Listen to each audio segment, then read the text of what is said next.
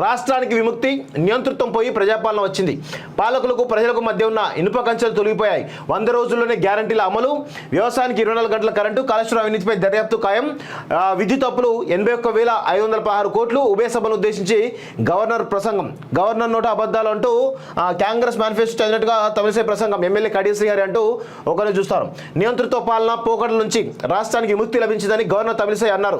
ఉభయ సభలు ఉద్దేశించి శుక్రవారం చేసిన ప్రసంగంలో ఆమె పలు కీలక వ్యాఖ్యలు చేశారు. ప్రస్తుత ప్రభుత్వంలో తెలంగాణ స్వేచ్ఛావాయులు పీల్చుకుంటుందని పేర్కొన్నారు.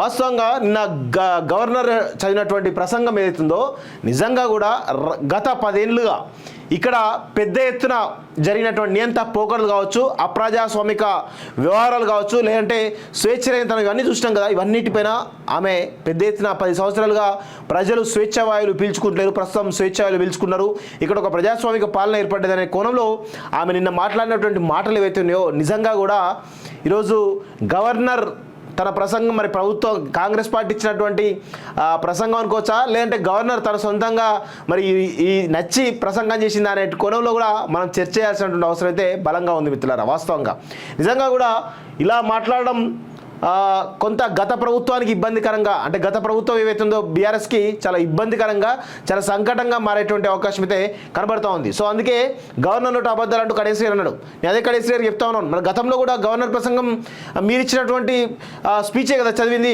అప్పుడు కూడా మిమ్మల్ని భజన కొడితేనేమో మీకేమో గవర్నర్ మంచిది, ఇప్పుడేమో ఈరోజు వాళ్ళు కాంగ్రెస్ ప్రభుత్వం ఇచ్చినటువంటి స్పీచ్ చదువుతానేమో ఈరోజు గవర్నర్ నోటి అబద్ధాలు అంటూ ఈరోజు మాట్లాడేది అవుతుందో నిజంగా కూడా మిమ్మల్ని మీరు కించపరుచుకున్నట్టే.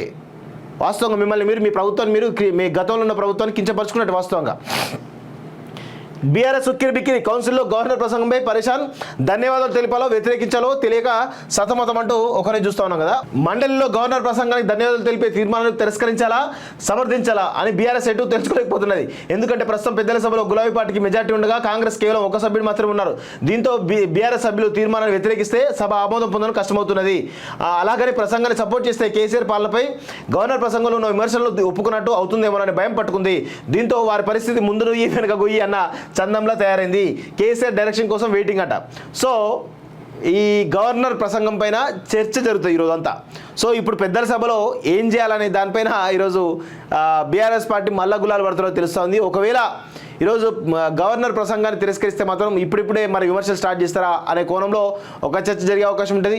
ఒకవేళ గవర్నర్ ప్రసంగం పైన తీర్మానం చేసి నిజంగా ఆ చర్చ జరిగితే మాత్రం ఆ ప్రసంగం పైన ఒప్పుకున్నట్టే అనే విషయం కూడా ఉంటుంది. అంటే ముందు వెనకపోయి ఈ 2 రకాల విషయాలు కూడా ఉండేటువంటి అవకాశం అయితే కనబడతా ఉంది. సో చూడాలి మరి ఏమవుతుందో.